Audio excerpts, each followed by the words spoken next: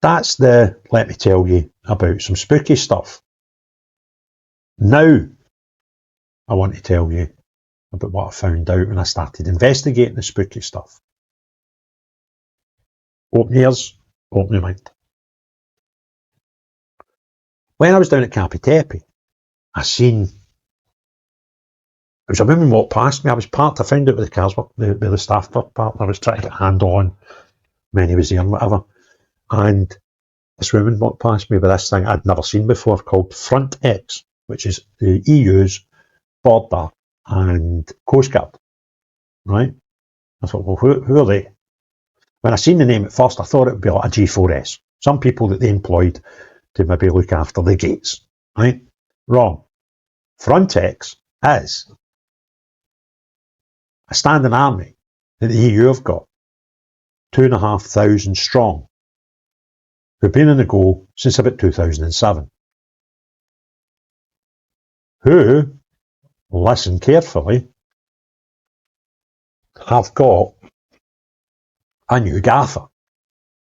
Now, the last gaffer, they thought he was too close and too similar to the Greek army, who they're not too happy with, right? The cuddly left ones, because they were like turning boats back and stuff, right? So the original guy, or the last guy from Frontex, get popped. And they brought in a guy called Lippman, who's Dutch, and he seems to have a very, very good military career.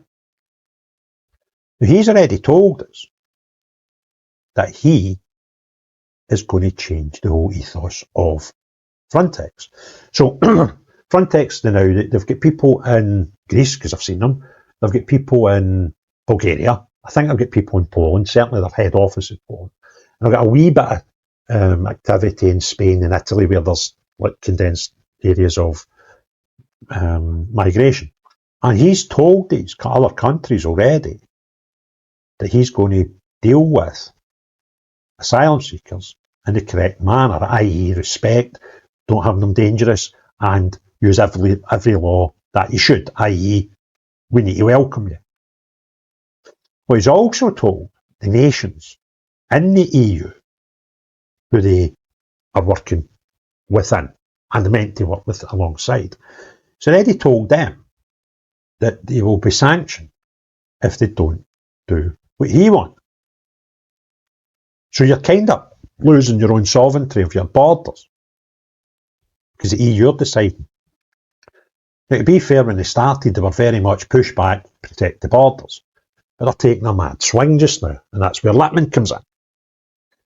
And Lippman, as I say, has told us about the sanctions.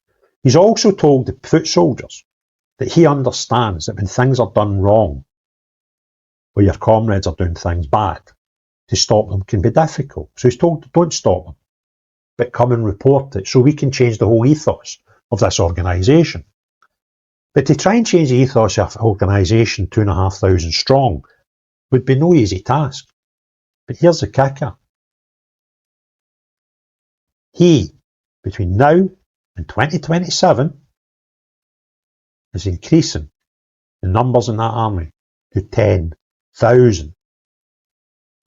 So when you change the personnel, quadruple it, with people you pick, you're changing the ethos of that organisation immediately.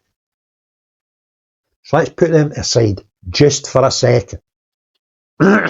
Just before I do that, actually, there was something that I came across which was a bit bonkers. Right, the funding when this started in 2015, this Frontex, has went up 13,200%.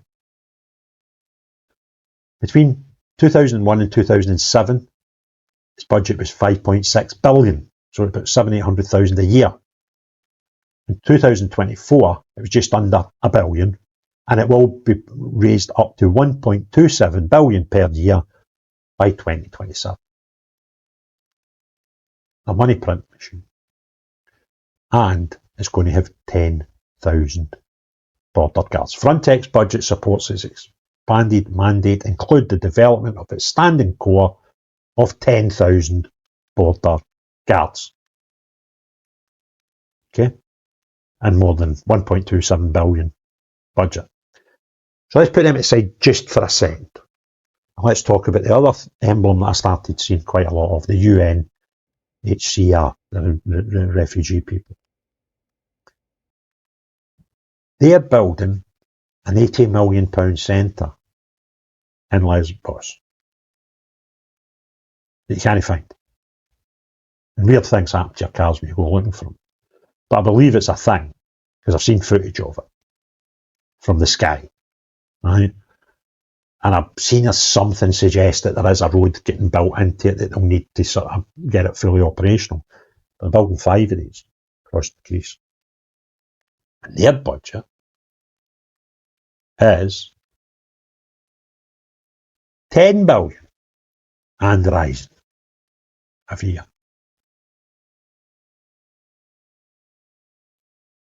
So what happens here is you've got the people on the left-hand side, Frontex, who make the decision on who gets in and who doesn't get into the country.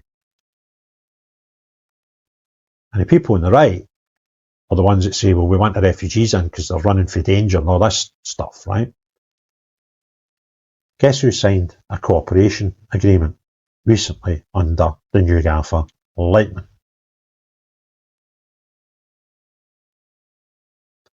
And guess, remember what I told you to remember 20 minutes ago, guess where the UNHCR refugee people's headquarters are?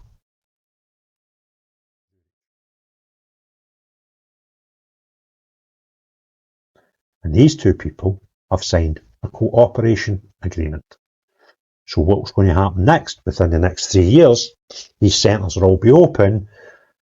UNHCR need to kind of fill them to keep the funding coming, because that's all these charities and NGOs need all the time. They start off with, sometimes with good intentions, and we just need to feed the monster. And the people that decide who gets in and who doesn't get in just signed a cooperation deal with them. And they've already laid their cards out. We want to be more refugee friendly. So the EU is digging its own grave. But the maddest thing is, through talking to the boy from Cameroon that I had in my car for 20 minutes the other day while I was on the island, he tells me that the vast majority of people in those camps ultimately want to reach the United Kingdom. So the carnage and the chaos that I filmed last month in Cali, where the seas of people want to come across the channel, is not going to get better. Mark my words. Because Frontex, who control the borders, and I'll tell, and take that power straight off the countries involved, like your Bulgarias and your Greces and your whatevers, right? And they're going to end up with 4 times the amount of border guards in the next 2 years. I've done a pally-wally cooperation agreement with the mob. They get £10 billion a year to look after the refugees. Do you think the mob with a £10 billion per year budget want to stop refugees? The whole thing is an absolute scam. And the good people of Europe are getting played like a fiddle. And the better people, in my eyes, of Great Britain are going to get the brunt of it.